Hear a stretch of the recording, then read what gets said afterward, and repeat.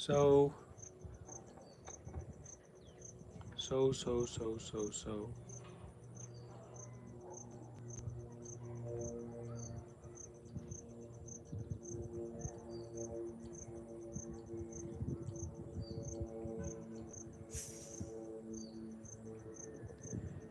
When we first start to take a look at non duality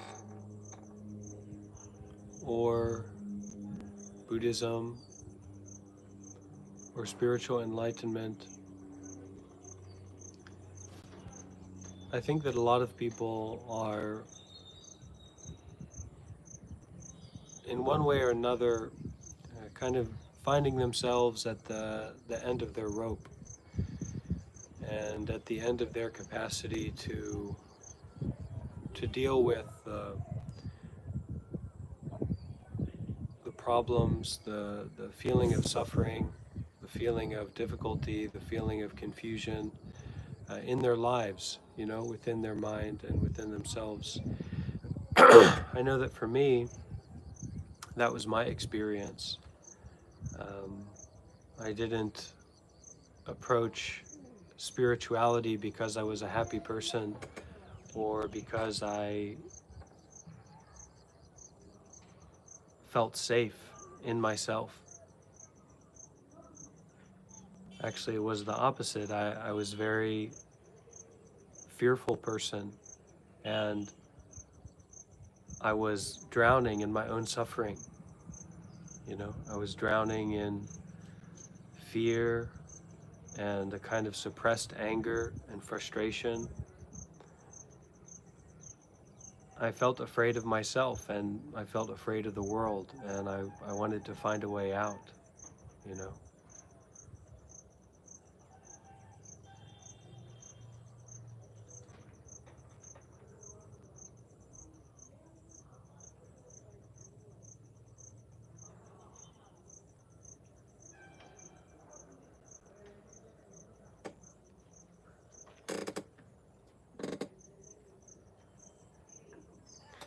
And in some sense, I still feel that way, you know.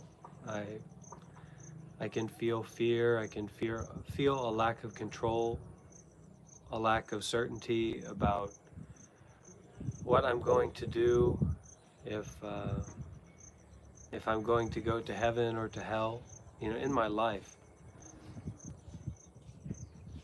and that's unsettling.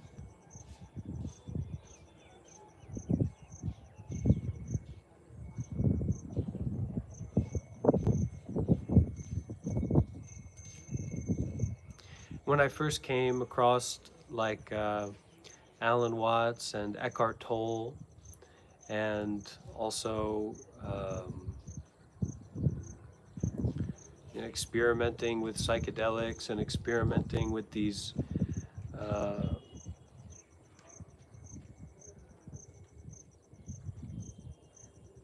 these new perspectives and these new teachings about the true nature of life, the nature of non-duality, uh, freedom from oneself, unification with the universe. I, I thought, how can I get this as quickly as possible?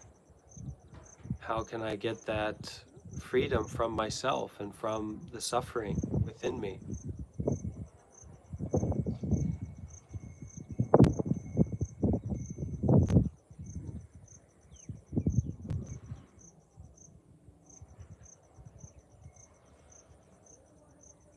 And I guess I couldn't say that there was, one particular time when I thought I got it or when I thought I understood, when I thought I was free. But there are many times when that kind of energy came up in me, right? Like, oh, I'm free, or oh, I understand. I know about the truth. I've got the answer. But those moments never really lasted, and usually it was something that it just distracted me from the work that I still had to do. You know, And that work, which is kind of a part of the inspiration that I got to go live right now and to make this video, that work is not bypassing anything. It's not avoiding anything. It's not getting rid of anything mentally. Um, but really showing up and being vulnerable and being exposed to everything that is happening within me, within my life at this moment.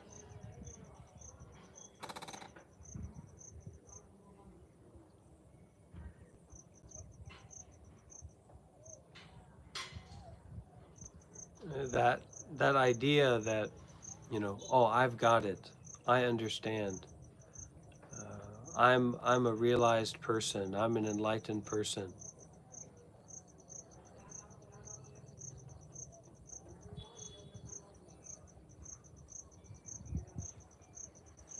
It kind of misses the point of what this path is from my perspective, from my understanding.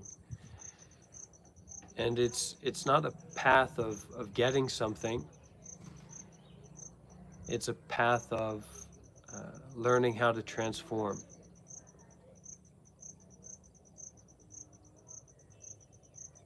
the,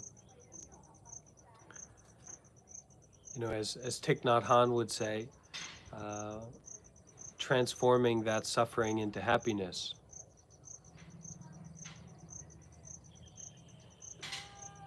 And how to do that, how to transform suffering into happiness. I think that's the biggest question that people have, whether they know it or not. Or at least for me, it's the question that most directly relates to spiritual life and what it means to be a practitioner, what it means to be a Buddhist, what it means to be a full-time meditator, what it means to take this really seriously.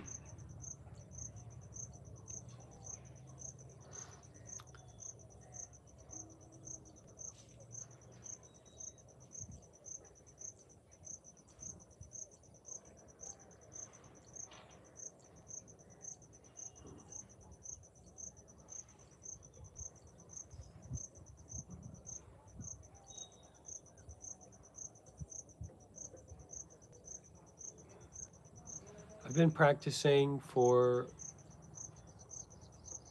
better part of 10 years now,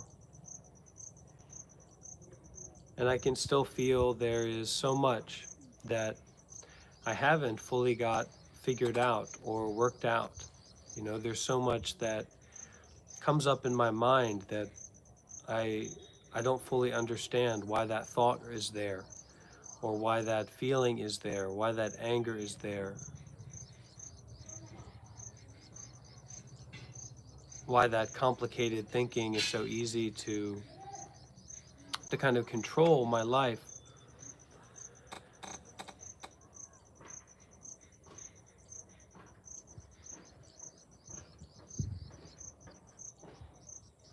But when I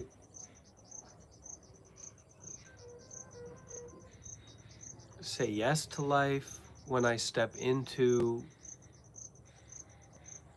doing good deeds, when I step into mindfulness, it seems that at that moment, so like at that moment of practice and at that moment of being in the conditions means the environment, the community, the context, the people, the teachings that are supportive to that practice, there is immediately this sense of detachment, or this sense of openness, this sense of non-judgment or non-control, this sense of not someone, not something, not some place, not some situation, not some experience in particular that could be put into a box, right? That could be understood with my intellect or through thinking.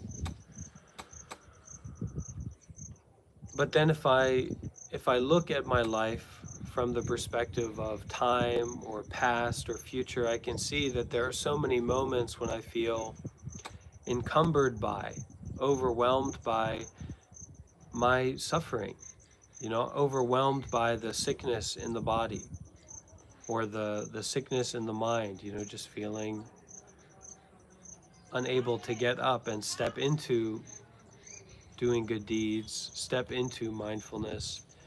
And so then that sense of detachment that I value so much,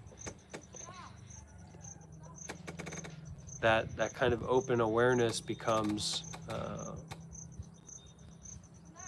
there's a feeling of separation there, like I'm separate from the openness of life, or the openness that is available in life when I do step into doing good deeds, when I do step into generosity, when I do step into mindfulness, this awareness, this presence.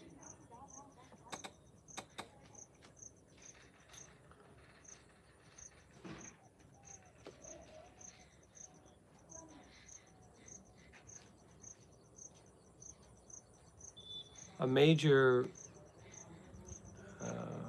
thing that I've noticed is that this idea of perfection, this idea of like a perfect understanding or a perfect experience or a perfect realization, whatever that might be, perfect enlightenment, perfect mind, perfect body. This idea of perfection is supposed to be positive, right? Like it's supposed to be this positive idea of a perfect experience, a perfect mind, a perfect enlightenment that I'm trying to live up to, right? Then I'm trying to build up to. But what I find is that that idea of perfection can actually push me into depression. It can push me into a lot of wasted time, a lot of wasted energy, a lot of time spent in feeling like a victim or feeling like I am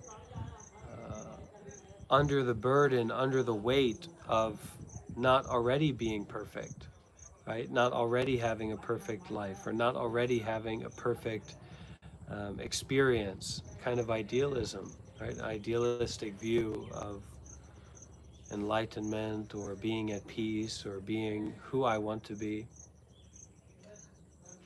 getting rid of what I want to get rid of, getting what I want to get, which is always changing moment by moment.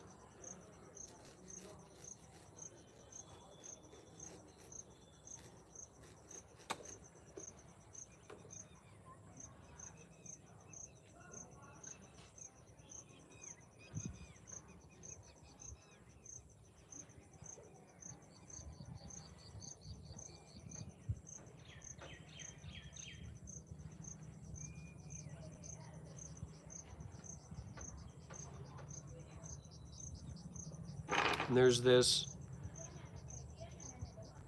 kind of line in the sand where when it's crossed, life really becomes something different. And what I'm talking about here is the kind of reality of impermanence in life.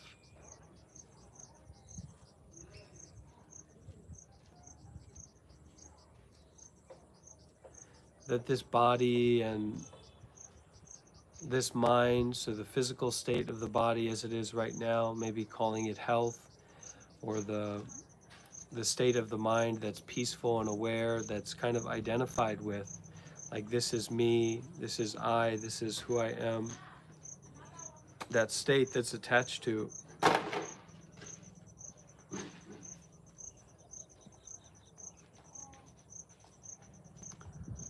is just completely impermanent, completely temporary, completely changing all the time.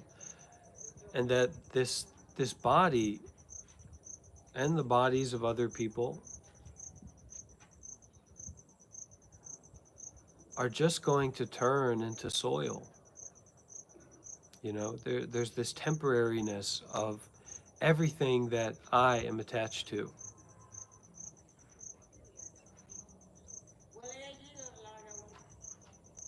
And when staying behind this line of recognizing that or looking deeply at that,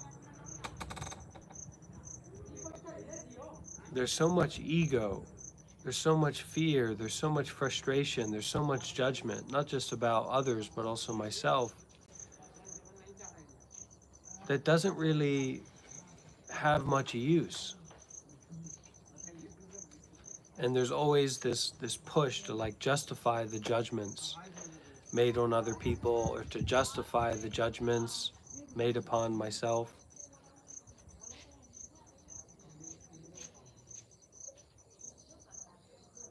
But looking at life,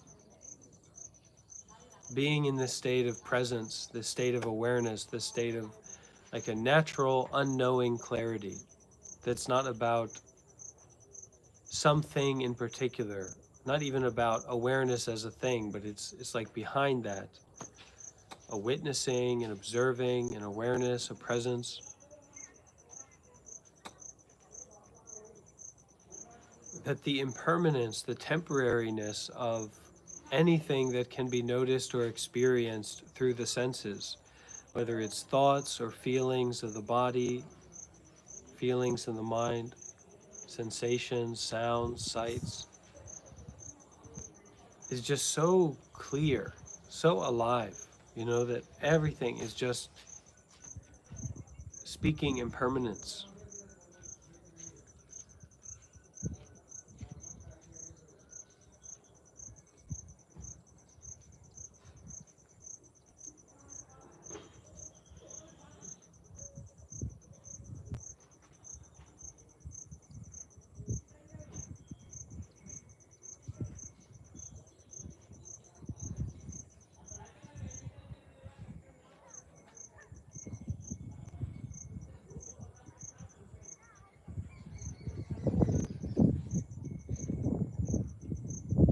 Someone in the live stream said something about patience, right? A word about patience, and it's important to be patient. I don't like that word so much in this context because it implies like there's something to wait for, there's something to get, or there's some development to get. And it's almost like patience has inside of it this kind of striving, right? Striving for some purpose, striving for some result, striving for some experience, but just wait and then, maybe you'll get it. And I feel a better word than patience when it comes to this is more like a sustained openness.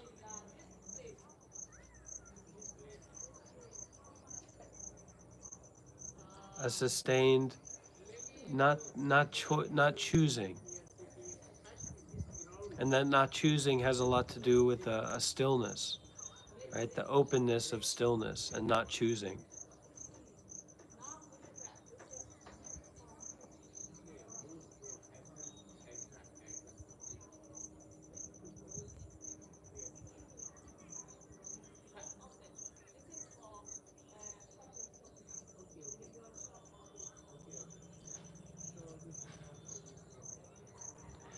I was listening to a talk because I've been sick for the past 3 days. I've been mostly staying in bed and trying to rest. I was listening to a talk from Ajahn Nisabo, who's the founder or the co-founder and one of the head teachers of this new monastery in Seattle called Clear Mountain Monastery in Seattle. And this talk was about like the evil or the dark, the demon, the negativity that is exists in the world, in life, in spirituality. Not in terms of like bad people in spirituality, but just the negativity that we can have within ourselves and the negativity that's out there in the world, and the fear and the terror and the dread and the worry and like this, that spirituality is about awareness, right? Presence, clarity, of everything, you know, and that a part of that everything is really dark, really horrible, really scary, really terrifying, and that we can't bypass that. You know, I can't bypass fear. I'm not going to make success in my life spiritually or in my meditation or in my way of life if I try to avoid the feeling of fear, if I try to get rid of the feeling of fear.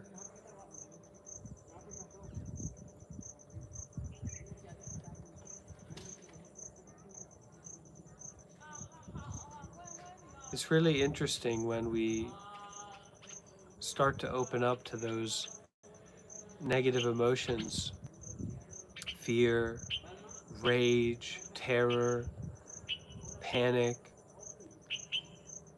and that, you know, that fear and that terror and that panic that exists all over the world for so many vulnerable people, um, is not is not uh, separate from us, you know.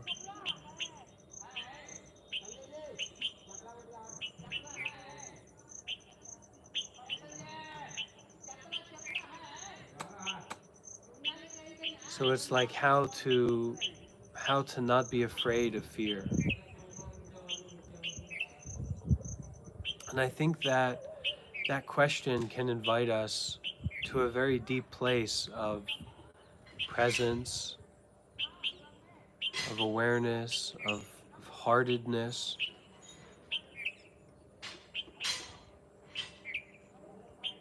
of vulnerability, but also kind of empowerment.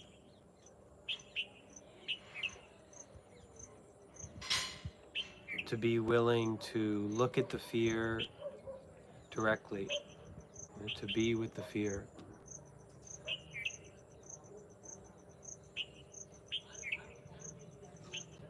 not to be afraid of fear, not to be afraid of evil spirits, demonic energies, demons. You know, how can we practice that? I think firstly is starting to experiment within ourselves, facing the fear within ourselves and not running away from that. You know, not perpetuating it, not feeding it, but kind of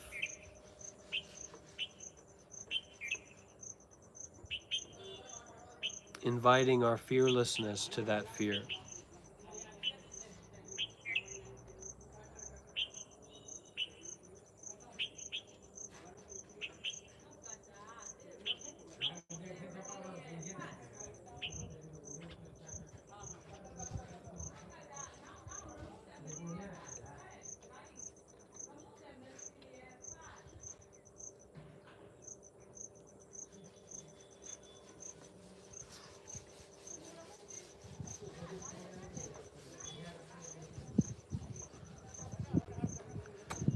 And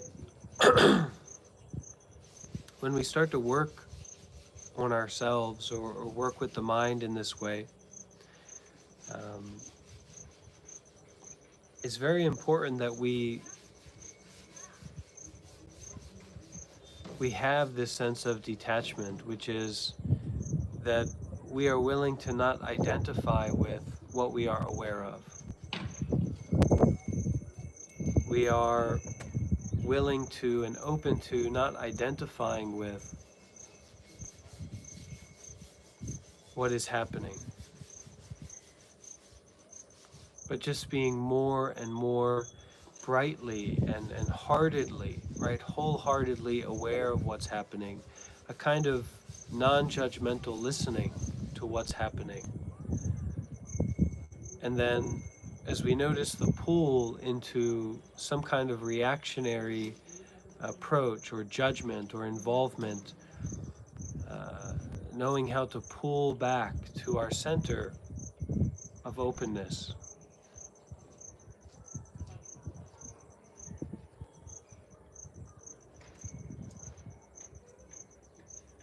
and actually to allow that fixation, that fear, that point of conflict, that point of argument, that point of misunderstanding, invite that to be embraced by that openness, that point of openness within ourselves.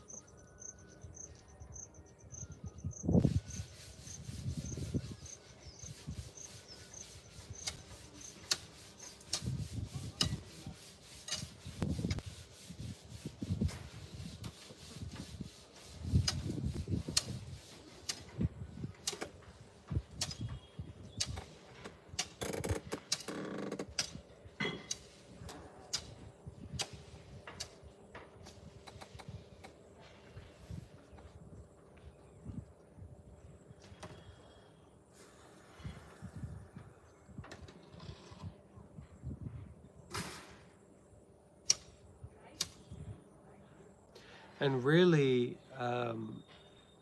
such a major part of any kind of development or progress on the path, as far as I understand it, is to be open to suffering, to be open to uncomfortableness, to be open to this feeling of friction within ourselves that leads us to chase after something, right? To try and get something, or to try and get away from something.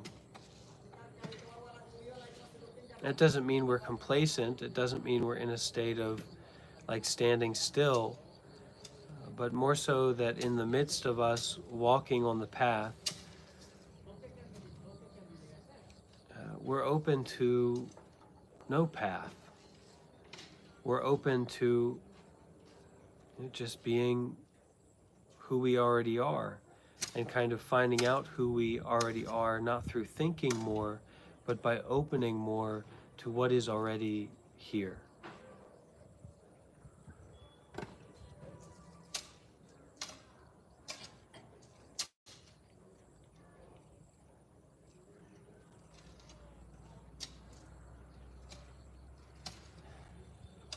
I think that a lot of people tend to overestimate the importance of thinking, and maybe prioritize thoughts and prioritize thinking too much.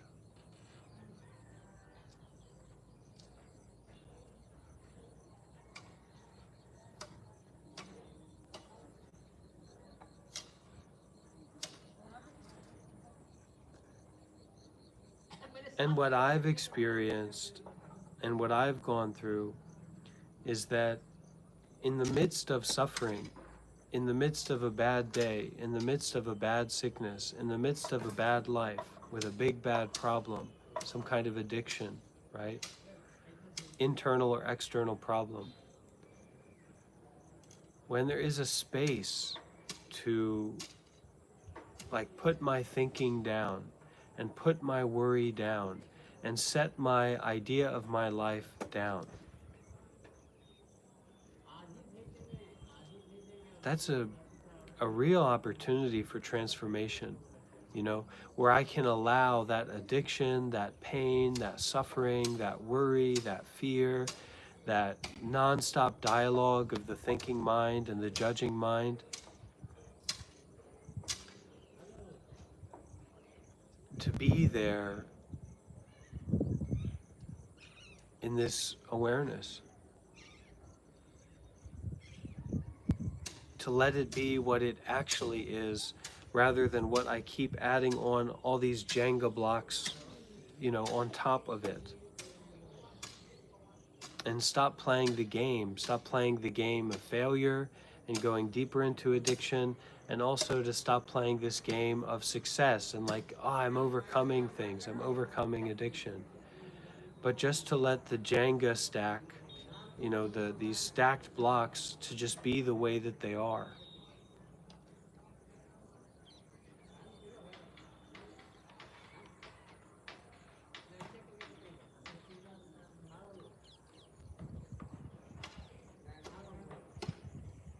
Because that darkness, that sense of vulnerability, that sense of fear is not something that we need to get rid of. It's something that needs to be embraced. It's something that needs to be opened up to.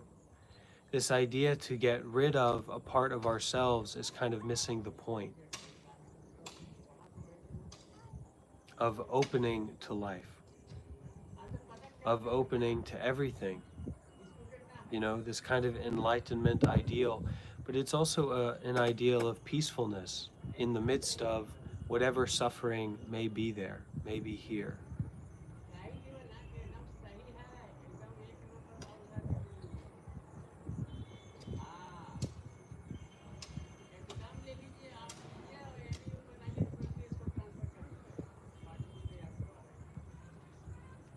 Not a reactivity, not a controlling, but a kind of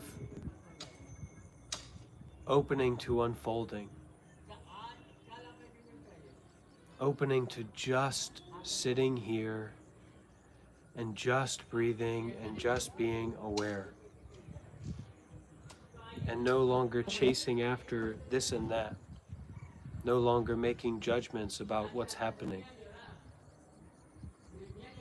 no longer needing to add extra thoughts onto what's happening, but just being aware as it already is, the way that things already are.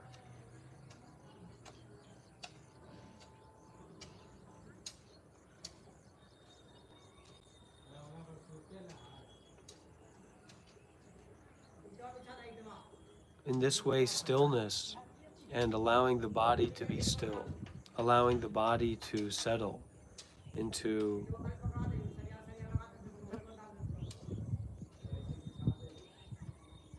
awareness.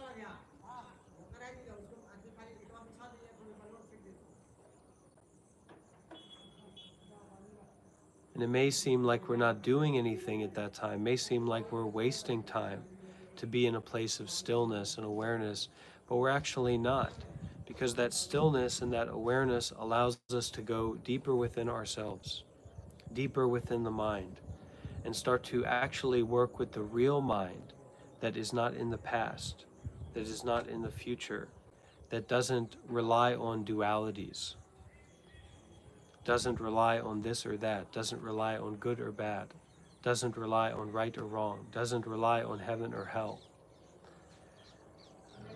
We can call it a natural mind.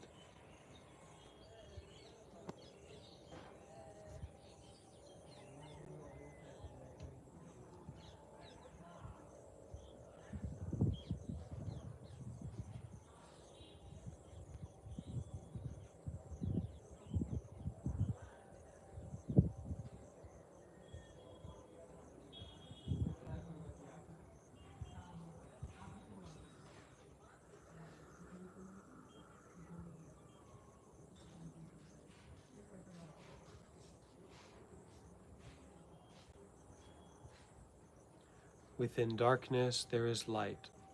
Within light there is darkness. But do not confuse the light for darkness, and do not confuse the darkness for light.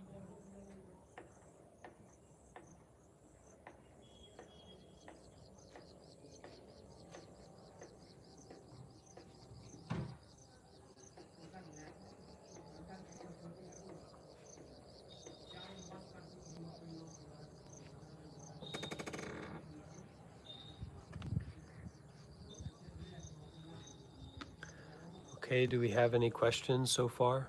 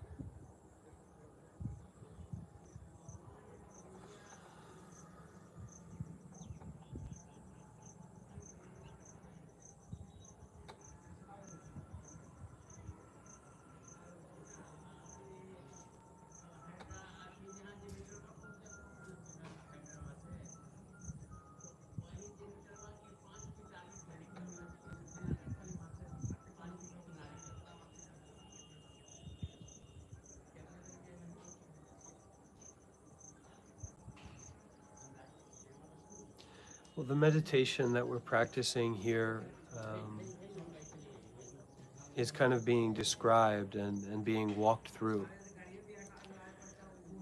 to be in a state of presence, to be in a state of awareness,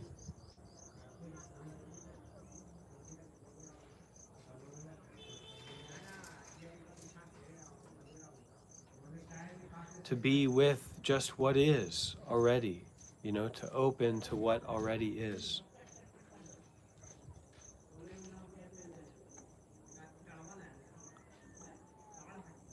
The more that we can open to that, and the breath can often be helpful because the breath can bring us back to this place of concentration of awareness so that we're not just being dragged along by thoughts or worries.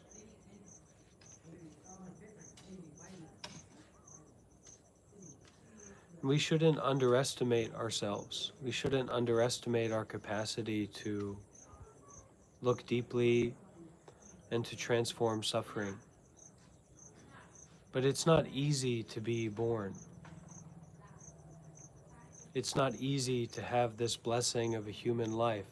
Even if we have disabilities, even if we have issues with our mental health or our physical health, still there is a blessing to be able to see, to be able to hear, to be able to breathe. And so if we want to help others, we can take on this responsibility to find the joy deep within ourselves, to find the peace deep within ourselves.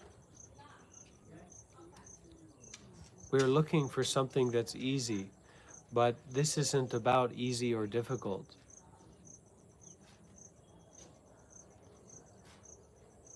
This isn't about being told what to do. This isn't about fixing people or even fixing ourselves. This is about realizing that there is nothing to fix, that this is the way that life is.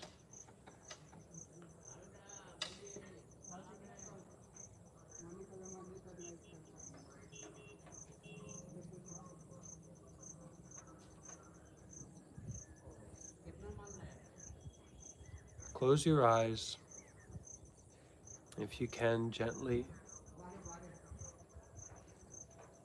and bring the thinking mind into the body. Bring the thinking mind home to the body. Bring your awareness, your attention, your presence through the breathing into the body at this moment. No more stories, no more judgments, no more past or future ideas, no more words or phrases or letters. Bring the mind home to the body through the breathing. Breathing in, aware of the whole body.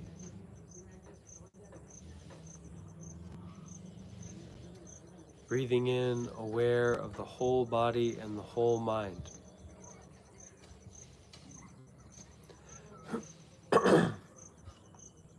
Breathing out, relax the whole body. Relax the whole mind.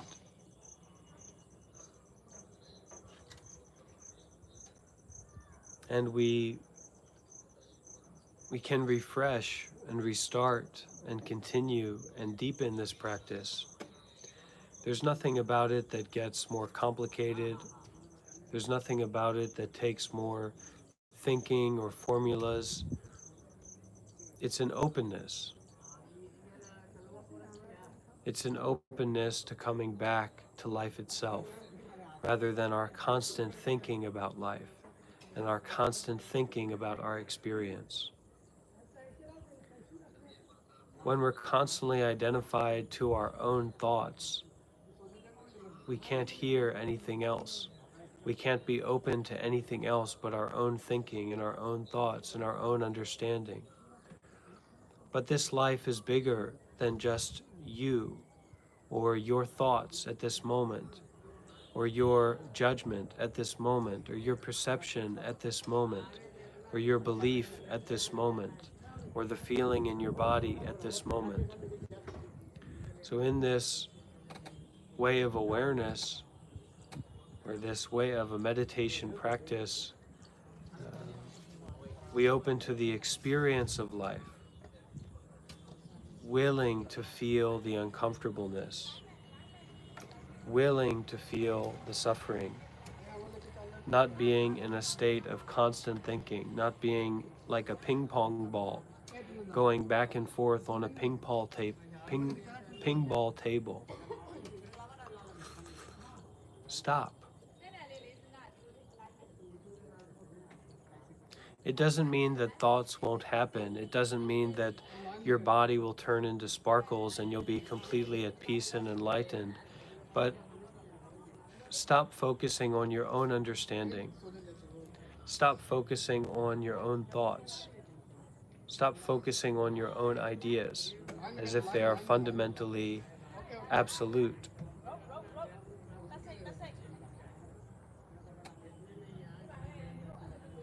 Bring the mind home to the body. Bring the awareness and attention onto breathing. Offer love and kindness and attention to whatever is being experienced right now at this moment.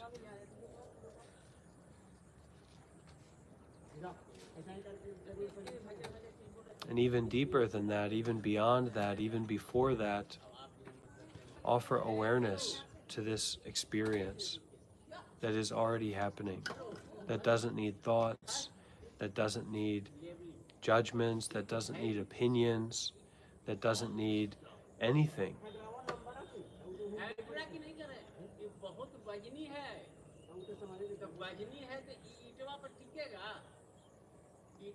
Anyway, that's what I'm practicing, so that's what I can share about.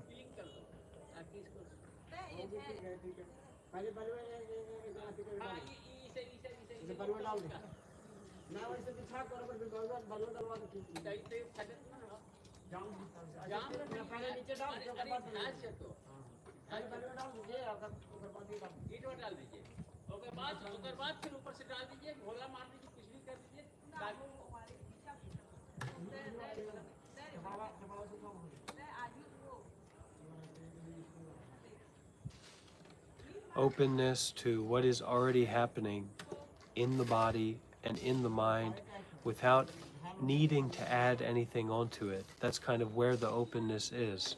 There's no push, there's no need, there's no extra sense of adding something onto what's already happening. And in the same way, cutting off the line of energy to this idea that something needs to be changed or something that needs to be taken away from what is already happening. And we don't do that through thinking about it. We do that through breathing in with concentration, with awareness, and out.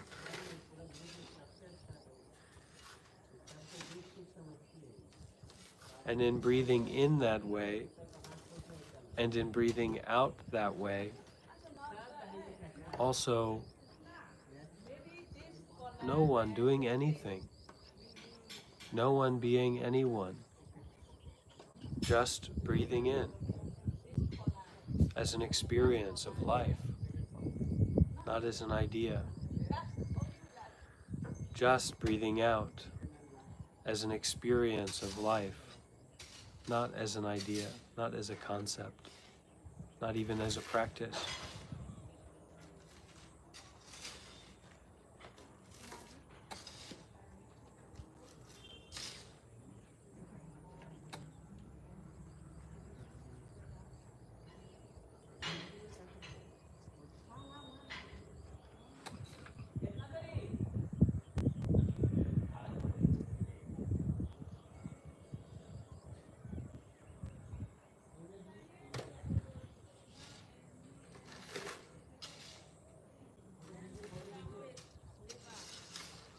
A major reason we don't go more deeply into our meditation practice is because of a kind of a kind of addiction to stimulation or an addiction to excitement. So we have to be careful about that we don't trade peacefulness or awareness for excitement.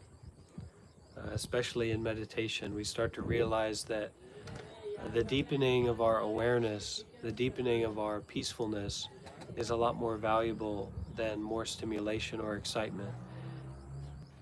We may not always be able to live up to that, but we can open to that now.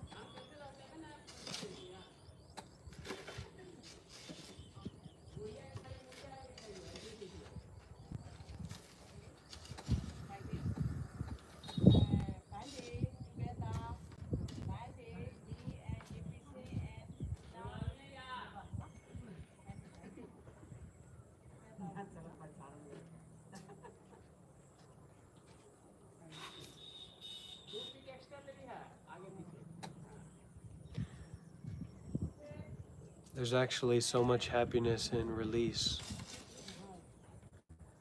And the reason we can often feel so fearful about things is because we don't exercise our releasing,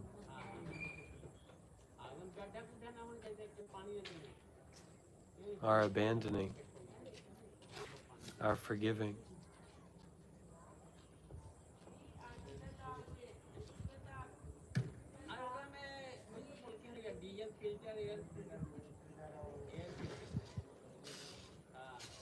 Breathing in, I realize that I am just breathing in.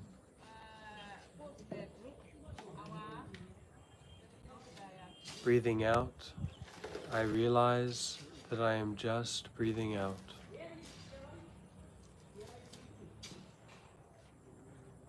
Just breathing in and just breathing out.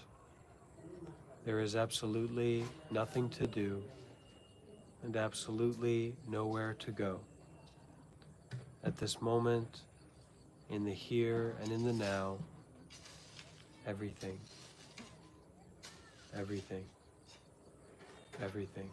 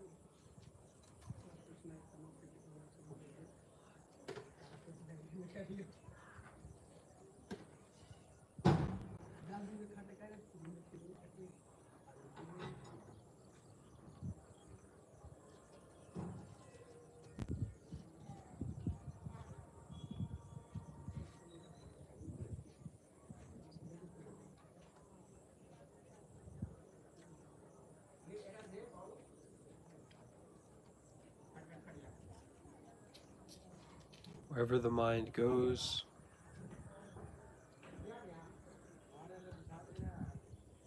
bring the mind back to awareness.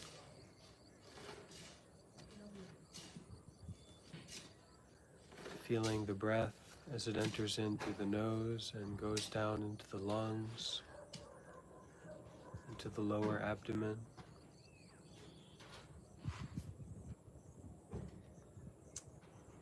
Breathing out, feeling the release of the breath. Feeling the flow of breathing as it comes in and goes out.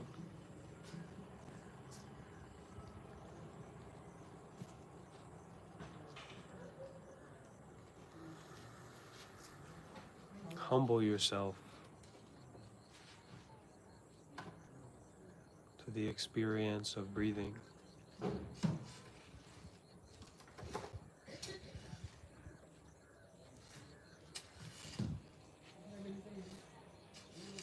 Breathing awareness, not being someone, not being somewhere, not having an opinion, not having a perspective, not having any position of authority over anything at all.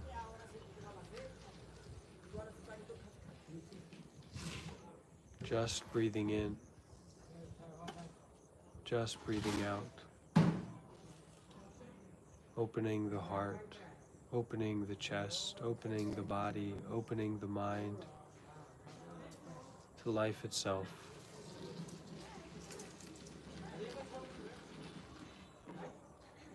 To everything.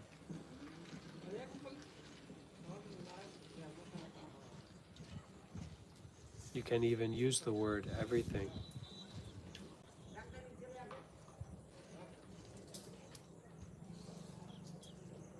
To widen out and to brighten out this heart, body, mind, stomach of awareness, of presence, of forgiveness towards yourself,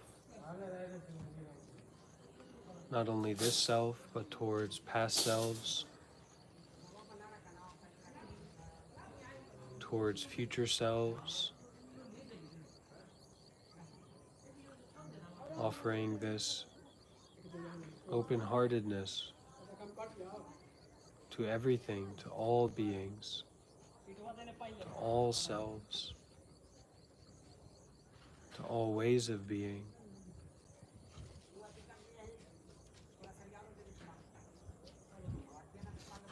Forgiveness.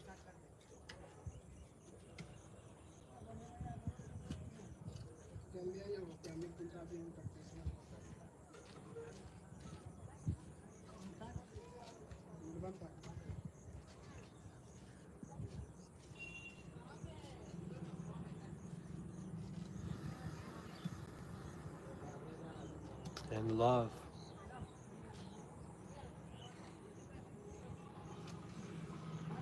love towards this mind,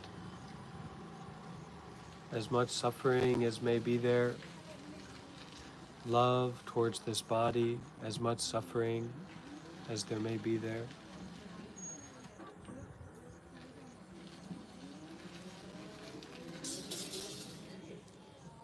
Gratitude for awareness.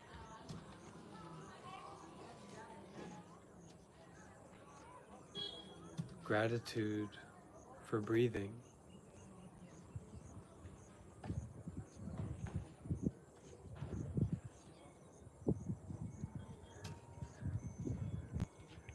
Gratitude for everything that life is right in this moment.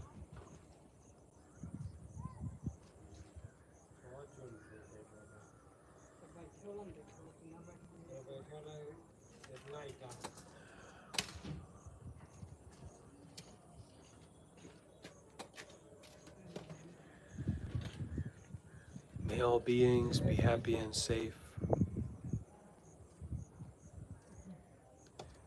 May they be free from any worries or sufferings.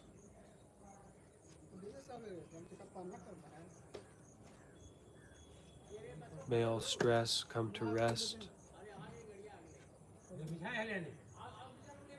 May all rest come to peace. May all peace come to blissful awareness.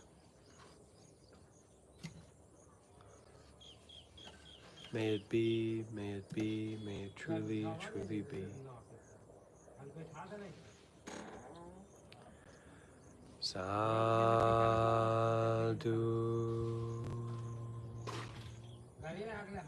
Sadhu.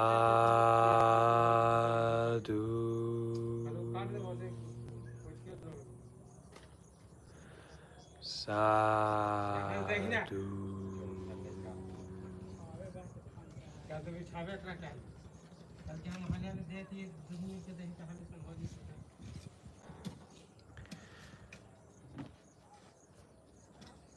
Before we wrap for this live session,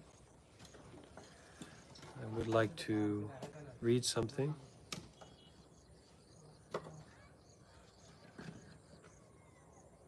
Not sure what, but we'll find out together.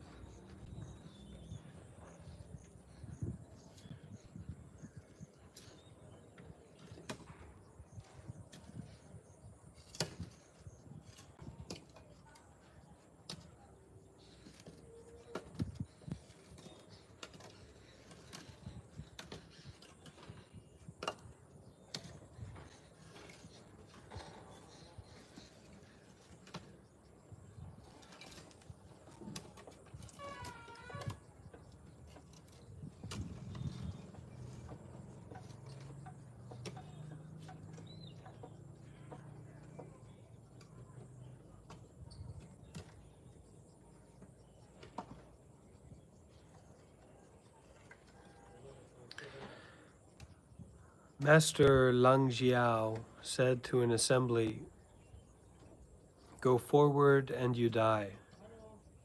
Retreat and you perish. If you neither advance nor retreat, you fall into the realm of indifference. Why so? Although the capital city is fun, it's not a place for a long stay." Zen Master Dahui remarked, "Weeping tears of blood is no use. It's better to get through the rest of spring, keeping your mouth shut."